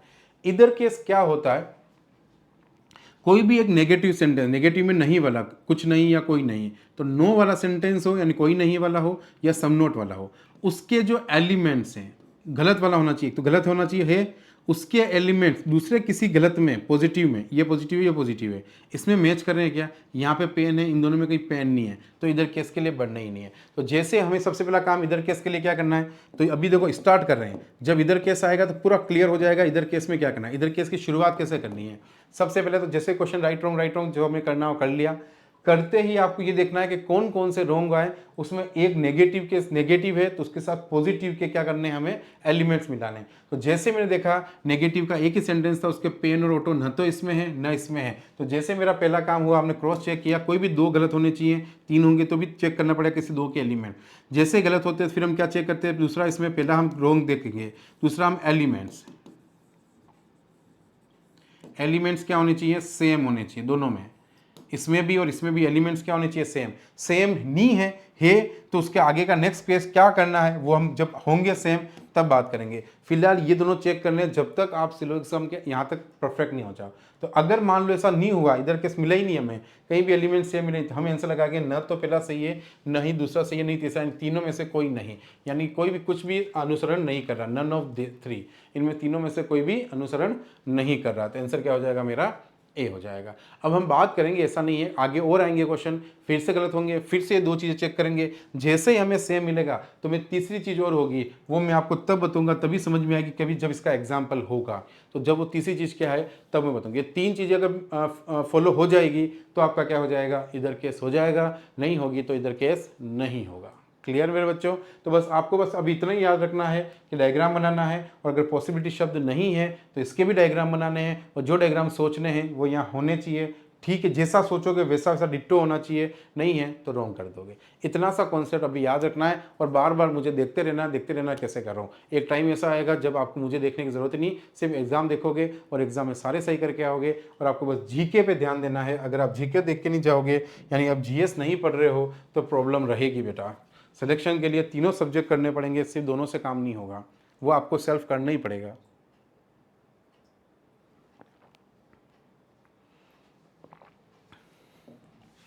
जीके का अगर देखो आपके पास, मैं आपको कितना टाइम खाऊंगा पता है, एक क्लास तो मेरे ये 1 घंटे की, इसको अगर तुम पीडीएफ रिवीजन भी करोगे तो 1.5 घंटा, 1.5 घंटे से, और मैक्सिमम तुम अगले दिन भी कर रहे हो ऐसा कुछ कर रहे हो तो 2 घंटे।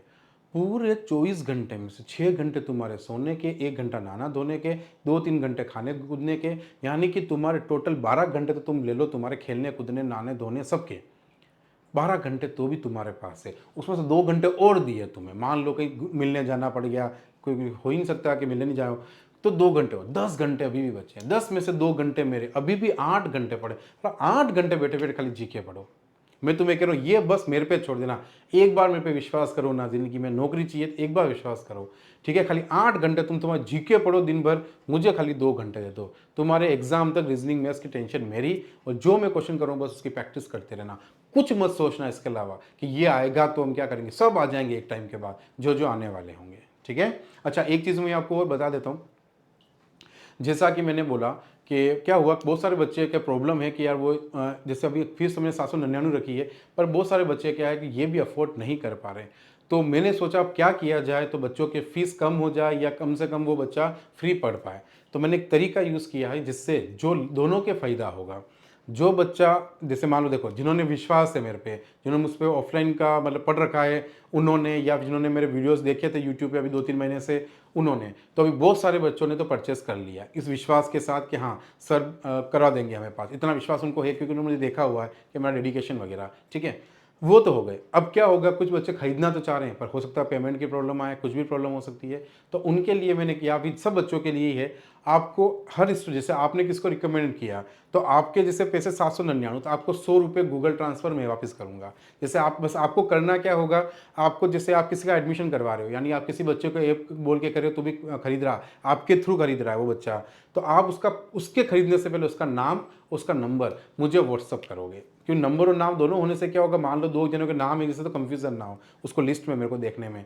जैसे ही नाम और नंबर उसके खरीदने से पहले मेरे मैसेज आया हुआ होगा व्हाट्सअप पे, उसने खरीदा पर उससे पहले मेरे व्हाट्सअप पे अगर वो मैसेज हुआ आपका, क्लियर है, तो आपको उसके 100 रुपये रिफंड, और जिस बच्चा खरीदेगा उसको भी 100 रुपये कम लगेंगे, मतलब 799 जगह उसको 699 में कॉस्ट पड़ेगा, पहले तो उसको 799 में खरीदना है, रेट वही रहेगी, पर जैसे ही वो खरीदेगा 100 रुपये में उसको भी ट्रांसफर करूंगा, 100 रुपये में आपको भी ट्रांसफर करूंगा जिसके थ्रू आया, यानी जिसके नंबर और नाम आप मुझे भेजोगे, 100 रुपये तो मैं उसको ट्रांसफर करूंगा उस नंबर पे, और 100 रुपये में आपको ट्रांसफर करूंगा आपके नंबर पे। मतलब आपका कोर्स अगर एक बच्चा और किया तो अगेन वही, जिसके किया उसको 100 रुपये वापस ट्रांसफर, 100 रुपये आपको ट्रांसफर। इस तरह से अगर मान लो आप हर बार एक एक बच्चा जुड़वा रहे हो तो आप फ्री भी हो जाओगे, और वो जो बच्चा जुड़ रहा है उसके भी ऑलरेडी 100 रुपये तो कम हो रहे हैं, वो किसी को जोड़ेगा वापस तो उसके भी 100 रुपये कम अगले बार। कोई भी हो, कोई भी बच्चा, बस मुझे मैसेज करना चाहिए व्हाट्सअप कि सर ये नाम है, ये नंबर है और इसका मैं एडमिशन करवा रहा हूँ, बस इतना सा। अब जब भी उसका एडमिशन होगा आप दोनों के 100 रुपये आ जाएंगे। आपको बस इतना सा करना है, जिसका एडमिशन आप करा रहे हो उसके लिए आपको कोई दिमाग लगाना है, जिसका एडमिशन आपने एडमिशन ले लिया, लेते समय वही पैसे लगेंगे, मैं फिर बोल रहा हूँ, कोई भी खरीदेगा तब तो वही लगेंगे, जब खरीदने के बाद आपने मुझे कर दिया है, आपको 100 रुपये, मेरा काम है, आपको बस नाम और नंबर लिखना है, और ये नाम नंबर जैसे मेरी लिस्ट में आएगा, हाँ खरीद लिया है, आपके पास 100 रुपये, उसके पास 100 रुपये ट्रांसफर हो जाएंगे आप दोनों के नंबर पे, क्योंकि आपने मुझे मैसेज किया होगा तो आपके नंबर भी है व्हाट्सअप के, और जिस बच्चे का आप मैसेज कर रहे हो नाम और नंबर उसके भी नंबर आएंगे, उसको भी मैं ट्रांसफर कर दूंगा। दोनों के क्या होंगे ट्रांसफर, पर दोनों के नंबर और नाम मैच होंगे मेरी लिस्ट में, हाँ खरीद लिया है तब जाके। अब इससे क्या हो गया, बच्चा फ्री हो गया, चलो उसके फ्री भी हो गया, और चाहे तो वो और पैसे भी, देखो उसके साथ ज़्यादा बच्चे 10 बच्चे हैं तो वो ज़्यादा 100-200 रुपये आपकी इनकम भी हो सकती है, आप जैसा ठीक लगे, इससे दोनों काम हो जाएंगे, आप भी कोई लोड नहीं रहा, आपके भी अगर किसी को रिकमेंड कर रही हो तो आपके भी फायदा हो गया, लेने वाले के भी फायदा हो गया और मेरे भी हो गया, सबके फ़ायदा हो गया, कोई प्रॉब्लम नहीं। और सबसे बढ़िया इस चीज़ में डेटा आपको परफेक्ट मिल रहा है। बस प्रॉब्लम यही हो रही थी कि बच्चा कुछ नहीं खरीद पा रहा था। मेरे को एक ही था कि देखो रेट वैसे भी वही कम है, सब खरीद सकते हैं, जैसे बहुत ने खरीद भी लिया है, तो भी मैंने क्या किया, ये चला दिया। मैंने कहा चलो ठीक है, इससे क्या है बच्चे के फ्री भी हो जाएगा। क्लियर बेटा? तो आपको जिसको भी करना है रिकमेंडेड आप कर सकते हो, बस आपको नाम और नंबर उसका भेजना है उसके खरीदने से पहले। बस आपको व्हाट्सअप कर देना, वो कभी खरीद 2 दिन बाद खरीदेगा तो भी टेंशन नहीं है, पर उसका नाम नंबर मेरे पास होना चाहिए, पहले मेरे व्हाट्सअप लिस्ट में होना चाहिए। चलिए अब ये नेक्स्ट क्वेश्चन देखते हैं हम लोग। नेक्स्ट क्वेश्चन क्या है, देखो इधर बच्चों,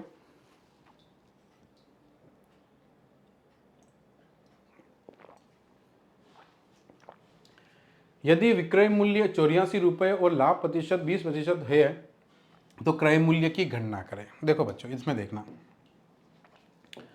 यदि विक्रय मूल्य 84 रुपये है और लाभ प्रतिशत 20, तो कभी भी ऐसे क्वेश्चन आए तो क्रय मूल्य की गणना करें, कुछ भी आए ऐसा क्वेश्चन आए तो एकदम से देख के घबराना नहीं, जो है उसके बाद शॉर्ट में लिख लो, इससे आपको देखना दिमाग चलेगा। विक्रय मूल्य मतलब सेलिंग प्राइस, सब कुछ दिमाग चलेगा। कितनी दे रखी है, 84 रुपये, ठीक है। फिर दे रखा है लाभ प्रतिशत, क्या दे रखा है बच्चों, लाभ प्रतिशत, प्रॉफिट का परसेंटेज 20%, ठीक है। तो क्रय मूल्य यानी कि हमें कॉस्ट प्राइस ज्ञात करनी है। हमें क्या करनी है बच्चों, कॉस्ट प्राइस ज्ञात करनी है, ठीक है। अब कैसे क्या करें, ध्यान से देखना। अब मुझे एक बात बताओ, कोई भी चीज़ तुम बेच रहे हो, तुमने बेची है, ठीक है, तुमने बेची, जैसे मुझे बेची 84 रुपये में, और तुम बोल रहे हो तुमने 20% प्रॉफिट कमा लिया। क्या बोल रहे हो, 20% प्रॉफिट कमा लिया।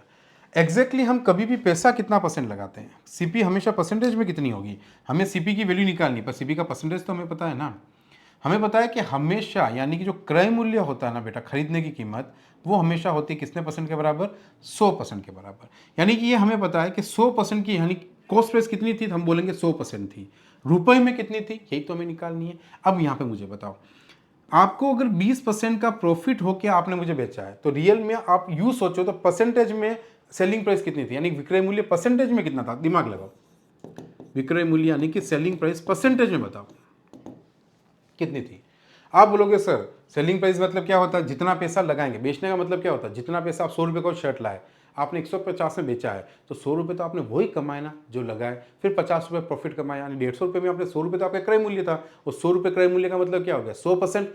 यानी कि जब भी आप कोई चीज़ बेचते हो तो जो 100% आप क्रय मूल्य लगाते हो, हमेशा ये जो 100 मूल्य पैसा लगाते हो वो तो कमाओगे कमाओगे बेचते समय, साथ में तुम एक्स्ट्रा परसेंटेज और कमाते, उसी को तो बोलते हैं विक्रय मूल्य। तो 100% तुम्हारा हो गई होगा जो तुमने लगाया, साथ में तुम लाभ के 20% और लाए हो, तो कुल मिलाकर तुमने कितने परसेंट कमाए हैं मेरे से, 120% तुम्हारी क्या हुई, सेलिंग प्राइस हुई। किस में, परसेंटेज में, मतलब तुमने परसेंटेज में मेरे से 120% कमाया, और रुपए में तुमने मुझसे टोटल कितने लिए, 100। इसमें 84 रुपये में कोई चीज़ बेची है तो उसमें जो पैसा लगाया वो भी हो गया, और जो प्रॉफिट कमाया वो भी हो गया। तो मैं बोल सकता हूँ 120% 84 रुपये के बराबर है।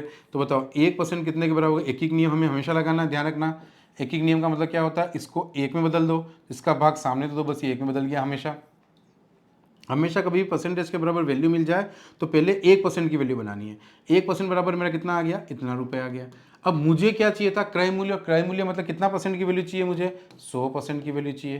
तो एक से वापस 100 बना देंगे, तो ये 120 तक तो एक की वैल्यू थी, इंटू मैंने क्या कर दिया, 100 कर दिया। अब इसको छोटा कर दो, एक जीरो से एक जीरो काट दिया मैंने, 4 तरी 12, 4 एकम 4, 4 दूनी 8, 4 एकम 4, तीनों सत्ते 21, तो आंसर कितना आया, 70 रुपये। क्लियर है मेरी बात? तो आंसर कितना हुआ, 70 क्या होगा आपका आंसर होगा, किसका क्रय मूल्य कितना था, तो 70 रुपये था।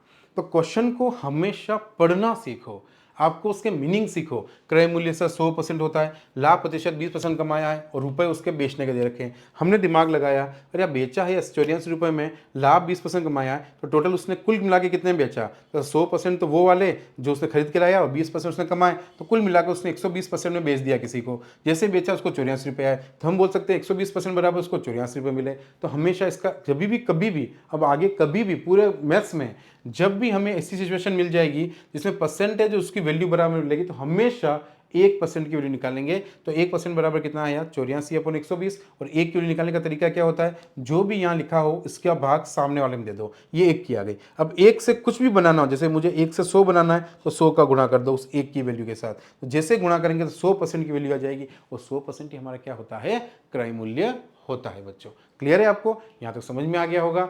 नेक्स्ट चलते हैं, नेक्स्ट क्वेश्चन क्या है हमारा, नेक्स्ट क्वेश्चन देखो, नेक्स्ट क्वेश्चन क्या है फटाफट से।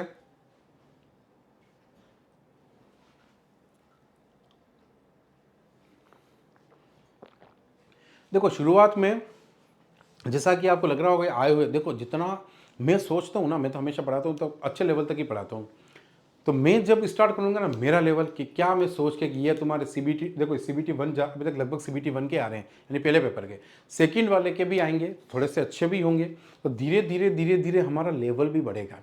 ऐसा नहीं है ये लेवल चलता रहेगा लास्ट तक, धीरे धीरे धीरे हम लेवल पे जाएंगे, और एक टाइम के बाद सारे आए हुए क्वेश्चन जितने भी लेवल के हैं सब हो जाएंगे, आसपास के हो जाएंगे। फिर मैं अपने क्वेश्चन तुम्हें एक्स्ट्रा करूंगा, एक्स्ट्रा आवर्स देके कि इससे अगर ऊपर उसकी सोच बनी तो इससे बाहर कुछ नहीं आएगा। और जितने क्वेश्चन मैं तुम्हें करूंगा, चाहे 500 करूं चाहे 1000 करूं, कितने भी क्वेश्चन मैं तुम्हें यहाँ करूंगा, तुम्हें डे के डे उस क्वेश्चन को परफेक्ट करते जाना है। 3 महीने बाद कभी ये नहीं लगना चाहिए इस टाइप का क्वेश्चन तुमने कभी देखा ही नहीं, ठीक है, और ऐसा कभी होगा ही नहीं अगर तुम एग्जाम में ये सब पढ़ के जाओगे मेरे लेक्चर्स को, ठीक है।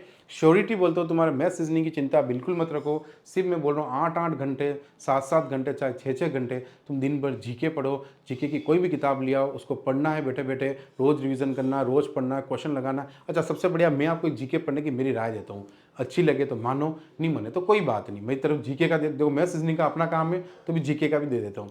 जीके पढ़ने का सबसे बड़ा तरीका होता है आप थ्योरी पढ़ो, सब जो आपको पता है कि सिलेबस में आ रहा है, चाहे जीके पढ़ रहे हो, साइंस पढ़ रहे हो, कुछ भी पढ़ रहे हो, उसकी थ्योरी पहले पढ़ो, डायरेक्ट क्वेश्चन मत पढ़ो। थ्योरी पढ़ ली, अब सीधा, और पढ़ने समय रटना मत, यूं नहीं बैठे बैठे लाइनें रट रहे हो, बस पढ़ो उसको एंजॉय करते हुए पढ़ लो, जैसे अखबार पढ़ते हो, पढ़ लिया। उसके बाद एक ऑब्जेक्टिव किताब रखो जिसमें ऑब्जेक्टिव क्वेश्चन हो, उसी चैप्टर के भी हो, सब चैप्टर, एक पूरी किताब तो थ्योरी की, एक पूरी किताब ऑब्जेक्टिव की। थ्योरी पढ़ी फिर उसके ऑब्जेक्टिव लगाए, बस एक बार पढ़ने पर, कोई याद नहीं किया। आपको देखना 50 में से 10 क्वेश्चन वैसे सही कर रहे होंगे, अब तुम्हें लगा 10 ही सही हुए, एक बार और पढ़ोगे थोड़ी दिन बाद, मतलब 5-6 दिन निकले, वापस थ्योरी को पढ़ा, फिर से लगाना, 10 से 15 पहुंच जाओगे। 3 से 5 बार उस किताब को खाली रिवीजन करनी है। अब दिन के तुम्हारे पास कितने घंटे और 3 महीने हैं, एक किताब अच्छी पकड़ लो, उसको अच्छे से 2-4 3-4 बार पढ़ के ये 2 क्वेश्चन लगा लो। मैं तुम्हें कह रहा हूँ जीके में तुम्हारे अच्छे नंबर आ जाएंगे, और साथ साथ करंट अफेयर्स की एक मैगजीन्स पढ़ा करो डेली, उसका भी यही करो, क्वेश्चन लगाओ, करंट अफेयर्स पढ़ो, क्वेश्चंस लगाया करो, ठीक है। 1 साल का करंट अफेयर्स अच्छा से तैयार करके जाना, फिर देखो तुम्हारा, और पॉलिटी पे ज़्यादा ध्यान देना, पॉलिटी आजकल ज़्यादा पूछी जाती है, करंट अफेयर्स ज़्यादा पूछे जाते हैं, साइंस के क्वेश्चन भी इसमें अच्छे आते हैं, ठीक है, एनटीपीसी में। तो आपको अच्छे से पढ़ना है, सब लेवल को पढ़ते हो जाना, लास्ट ईयर के थोड़ा पेपर देख लो, थोड़ा आइडिया मिलेगा किस तरह से क्वेश्चन आते हैं, क्योंकि मेरे को यही है, मेरे को सिलेक्शन करवाना है, लेकिन ये सब्जेक्ट मेरा नहीं है, ये भी मैं पढ़ाता होता तो मैं पूरी गारंटी लेता, तुम्हारा सिलेक्शन कोई रोक नहीं सकता। इन 2 की गारंटी मेरी है, तीसरी की मैं नहीं ले सकता, वो तुम्हें ही करना पड़ेगा बेटा, ठीक है। बाकी ये 2 की तो तुम भूल जाना है, इसमें तो तुम्हें टेंशन ही मत लेना, इसको तो मैं तुम्हें इस लेवल पे ले जाऊंगा, तुम बोलोगे खुद कि हमें यार आज के बाद कोई भी एग्जाम निकालना किसी को भी, तो बस मैथ्स रीजनिंग सर का कोर्स ज्वाइन करना है, ये तुम्हारे मुंह से निकलूंगा बस, और मुझे इसके निकालने के लिए बहुत मेहनत करनी पड़ेगी, मुझे पता है, और करूंगा भी, क्या फ़र्क पड़ रहा है, मैंने तो करनी ज़िंदगी में। ABCEFI और क्वेश्चन मार्क OT, ठीक है, ये बोल रहा है इसका सीरीज में यहाँ पे क्वेश्चन मार्क के प्लेस पे क्या आएगा। तो इसका सिंपल सा फंडा, सिंपल सा, कभी भी ऐसे लेटर आए ना, हमेशा ये लेटर नंबर से ही होगा। तो आप सबसे पहले इनका नंबर, कभी कभी कभी वोवेल कॉन्सोनेंट का काम रहता है, बाकी नॉर्मली नंबर, तो आप नंबर्स पे ही हर चीज़ सोचो, इसके पहले नंबर सोच लो दिमाग में, हर चीज़ नंबर लिख के सोचोगे तो बहुत ईजी लगेगी। अब ध्यान से देखो, 1 से 2 का डिफरेंस +1, 3 से 5 का +2, 6 से 9 का +3, ये प्लस देखो 5, तो बताओ यहाँ पे +4 होगा कि नहीं होगा। और यहाँ पे एक और चीज़ देखो, ये 2 के बाद 3 आया, 5 के बाद 6 आया, तो 9 के बाद 10 आएगा, 10 के बाद अब यहाँ पे +4 का डिफरेंस, तो +4 करोगे 14 आएगा, तो 10 का मतलब J और 14 का मतलब N, तो आंसर क्या होगा JN, ये ऑप्शन होना चाहिए JN, तो आपका आंसर क्या होगा J और N। क्लियर है ना बच्चों, तो बहुत इजी है, टफ नहीं है, ऐसे क्वेश्चन तो बहुत सारे कर करके बहुत इजी कर देंगे, है ना। सीरीज के कितने, इसके तो ज़्यादा पैटर्न बनते भी नहीं है, इसके तो मैं आपको बोलो 10 क्वेश्चन के 10 भी ज़्यादा बोल रहा हूँ, उसके अंदर अंदर जो पैटर्न बताऊंगा ना, बस उसमें से एक होगा, 10 भी ज़्यादा, 6 पैटर्न में ही हो जाएगा। हाँ, नेक्स्ट लास्ट क्वेश्चन आज का, पढ़ो इसको एक बार, क्या बोल रहा है ये देखो। तो ये तो स्टार्टिंग में मुझे हर चीज़ को समझाने थोड़ा सा टाइम लगेगा, पर एक चीज़ सोच रहे हो, जैसे जैसे हम पढ़ते जा रहे हैं अगली बार टाइम कम होता जाएगा, इतना कम होगा एक दिन में हमारे 20-20 क्वेश्चन हो रहेंगे एक घंटे में, ये टाइम भी आपको बहुत जल्दी मिलेगा। ठीक है, तो शुरुआत में तो टाइम देना पड़ेगा। अब यहाँ पे देखो क्वेश्चन को कैसे पढ़ते हैं, क्या पढ़ते हैं, इस क्वेश्चन को अच्छे समझना। 3105 रुपये को के एल और एम के बीच क्रमशः 2/3, 3/4, 1/2 के अनुपात में बांटा जाना है, तो एल को कितना मिलेगा। तो सबसे पहले बात तो बेटा ये तीनों का है, इसमें के प्लस एल प्लस एम के रुपए हैं, और तीनों का रेशो भी आपको क्रमशः दे ही रखा है, ऐसा नहीं है रेशो नहीं दे रखा है। के एल और एम का कितना दे रखा है, 2/3, 3/4, 1/2। ठीक है, तो ये दे रखा है आपको। एक चीज़ हमेशा रेशो के लिए गांठ बांधना, अब ये चैप्टर है रेशो का, जैसे औसत के लिए मैंने क्या बोला, हमेशा देखना सबको बराबर मिलता है, हर एक चीज़ के लिए मैं बोलता जा रहा हूँ, उसका रिवीजन करना है आपको, है ना। दिन का बस यही काम है, क्लास खत्म हो अच्छे से रिवीजन करो, आज मैंने क्या क्या चीज़ सिखाई, क्या किस चीज़ नोट्स बनवाई, उसका रिवीजन अच्छे से होना चाहिए, चाहे कल भी करना पड़े उसका रिवीजन अच्छे से करो, क्वेश्चन तो ऑटोमेटिक होंगे, जो मेन चीज़ें होती हैं उनका। तो इस रेशो की एक चीज़ और मेन होगी, वो ये, कभी भी आपका ऐसा मिक्स फ्रैक्शन, कभी मतलब मिक्स फ्रैक्शन बोलो या फ्रैक्शन में कभी बोलो, ऐसे जब भी डेटा आएगा तो पहला काम आपका रहेगा उसको किस में करना, सरलानुपात में करना, यानी प्रॉपर उसमें लाना, रेशो में, प्रॉपर रेशो में लाना, मतलब इस फॉर्म में लाना, जैसे 2:3:1 होता है ना, कुछ भी इसमें फ्रैक्शन नहीं आए, इस वाले फॉर्म में लाना है। ठीक है, ऐसे कोई भी फॉर्म बनानी है तो उसका एक तरीका बताता हूँ क्या करते हैं। देखो रेशो एग्जैक्टली क्या होता है, पहले रेशो का मतलब समझते हैं। रेशो का मतलब एग्जैक्टली होता है, रेशो का मीनिंग क्या हुआ, मतलब एक ही नंबर को तुम क्या कर रहे हो, एक नंबर को छोटा कर रहे हो, कोई भी 3 नंबर है 2 नंबर है उनको छोटा करते जा रहे हो। जैसे तुम्हारे पास 50 है ना, यहाँ पे 55 है और यहाँ पे 35 है, तो तुम छोटा किससे कर रहे हो, 5 से, 5 दाए 50, 5 से कम 5, 5 से 7 35, तो इसको तुम रेशो बोलते हो। तो किसी भी नंबर को हम वापस बढ़ा दें, इसको मैं वापस 5 से गुणा करूँ तो इसको भी करना पड़ेगा, यानी रेशो में कभी भी बढ़ता है तो सब बराबर बढ़ेंगे, घटेंगे तो सब साथ में घटेंगे, ये रेशो की मेन चीज़ होती है। रेशो बनेगा तो सबको एक ही नंबर से काट के बनेगा, रेशो बढ़ेगा वापिस तो सभी को एक ही नंबर से गुणा करके बढ़ेगा, ये रेशो की मेन चीज़ होती है। ठीक है, अब यहाँ पे ये रेशो में है, अब मुझे या तो इनको बड़ा कर सकता हूँ या मैं इनको छोटा कर सकता हूँ। ठीक है, तो बड़ा करने के लिए मैं क्या करूँ, इन सबको नीचे एलसीएम ले लूँ। कभी भी आपका मिक्स यानी इस तरह भिन्न में आए नंबर्स और इसको अगर सरल बनाना है यानी सिंपल बनाना है तो आप उस केस में नीचे वाले का क्या ले लोगे, एलसीएम ले लोगे। अच्छा, एलसीएम ही क्यों ले रहे हैं, क्योंकि देखो एलसीएम होगा तो वो नंबर मैं यहाँ पे भी इंटू करूंगा, यहाँ पे भी इंटू करूंगा, क्योंकि तीनों जगह मैंने क्या बोला, सेम इंटू करना पड़ेगा, तो उसी नंबर को मैं तीनों जगह इंटू करूंगा, तो वो ऐसा नंबर होना चाहिए जो इससे भी कटे, इससे भी कटे, तभी तो नीचे वाले नंबर हट जाएंगे। तो मुझे एक ऐसा नंबर चाहिए जिससे ये इनसे वो नंबर कट जाए तो नीचे वाली संख्या सारी हट जाए, तो वो सबसे बड़ा तरीका क्या होता है, नीचे वाली संख्या का एलसीएम ले लो। तो एलसीएम लिया मैंने, तो कभी भी ऐसा भिन्न देखेगा तो नीचे वाली संख्याओं का हमेशा हम क्या ले लेंगे, सबसे पहला काम एलसीएम ले लेंगे। तो 2 एकम 2 3, अच्छा एलसीएम लेना शॉर्ट भी आपको आता ही है, 2 का भाग इसमें दिया, 2 गायब हो गया, 4 और 3 का एलसीएम कितना होगा, 12, तो मैं इंटू क्या कर दूंगा, यहाँ पे भी 12, इंटू यहाँ पे भी 12, इंटू यहाँ पे भी 12। अब देखो रेशो मैंने क्या बोला, सेम नंबर का गुणा आप कर सकते हो वापिस, तो सेम नंबर तीनों जगह 12 12 12। अब 3 से इसको काटा, 3 चौक 12, 12 इसलिए लिया ना, इससे कट जाए, 4 4 तरी 12 और 2 छकी 12। अब ये जो रेशो बनाओ कितना बना, 4 दूनी 8, 3 तरी 9 और 6 एकम 6। तो हमारा रेशो जो के एल एम का जो रेशो बना, के एल और एम का जो अब हमें रेशो, वो रेशो और ये रेशो एक ही बात है, सेम ही बात है। रेशो में कुछ भी लिखोगे फर्क नहीं पड़ेगा, इसको वापस छोटा कर दूंगा मैं अगर, है ना, तो वापस वही आ जाएगा, 12 से काट दो वापस यही आएगा। ठीक है, क्लियर मेरी बात। देखो अब देखो यहाँ पे टोटल है 3105 रुपये। अब इन तीनों के पास रेशो में कितने हैं, यूनिट में इतने, तो देखो 305 तीनों की टोटल वैल्यू है, तो इन तीनों का टोटल कितना हो रहा है, तो 9 9 17 17 और ये 23, नहीं 23 नहीं, 23 ही हो रहा है, 8 ने 8 16 17 17 6 23, तो 23 यूनिट हो रहा है। 23 यूनिट बराबर कितना, 3105, यानी 23 रेशो के बराबर कितना दे रखा है, 3105 टोटल वैल्यू दे रखी है। तो बताओ एक रेशो की वैल्यू हमेशा बनानी, एक एक नियम, पूरे चैप्टर में मैथ्स में एक एक नियम बहुत काम आता है। तो 23 का भाग मुझे इसमें देना है। अब 23 का भाग मैं अगर इसमें दूंगा 3105 में, तो देखो 23 एकम 23, तो बचा कितना है यहाँ पे, 7 और 1 8, तो 3 तरी 3 बार, तो 20 तरी 60, तो 3 तरी 69, तो बचा कितना 11, ऊपर से कितना उतरा 5, तो 20 पंजे 100 और 3 पंजे 15, तो 5 बार जाएगा 115, तो आंसर कितना आया 135, यानी एक रेशो की वैल्यू कितनी आई 135। अब हमें किसकी वैल्यू चाहिए, हमें किसका मान चाहिए बेटा, यहाँ पे हमें क्वेश्चन कहा गया एल को, एल का कितना मिला 9, तो एक की वैल्यू कितनी आई थी 135 और हमें किसकी चाहिए 9 की बनानी है, तो इंटू क्या कर दूं 9, तो 135 इंटू क्या हो जाएगा बच्चों 9 हो जाएगा। तो 9 5 45, जिसके पीछे 5 आ रहा होगा वही आंसर होगा, तो आपका आंसर यही आएगा, पूरा नहीं करो क्योंकि 5 1 के पीछे आ रहा है। तो 9 5 पे लिख देते तो भी 9 3 27, 27 और 4 31, ये 3, 9 कम 9, 9 और 3 12, तो 1215।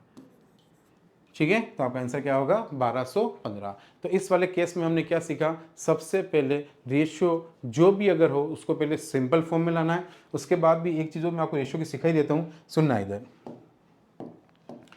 जैसे मान लो यहाँ पे लिखा हुआ है बॉयज़ और गर्ल्स का रेशियो है 2:3। कुछ नए बच्चे होंगे उनके लिए देख लो, जिनको आता है वो छोड़ सकता है। 2:3 है। मैंने बोला कि इस क्लास में गर्ल्स है 30, गर्ल्स कितनी है 30। तो बताओ ये रेशियो में दे रखा है वैल्यू और ये रियल वैल्यू दे रखी है, तो कभी भी हमें रेशियो को रियल वैल्यू के बराबर कैसे करते हैं, ये जिसकी वैल्यू है ना रेशियो उसके तोकेंगे। तो बताओ यहाँ किसके बराबर 30 को लिखूंगा, 3 बराबर 30 लिखूंगा। फिर हमेशा पहले इसको 1 बनाऊंगा, तो 1 बनाने के लिए इसका भाग सामने दे दूंगा, तो ये कितना आया 1 की वैल्यू 10। तो बताओ बॉयज़ कितने हैं, तो बॉयज़ कितने बराबर है 2, 1 वैल्यू बराबर 10 है, तो 2 के बराबर कितना होगा, तो 2 × 10 20।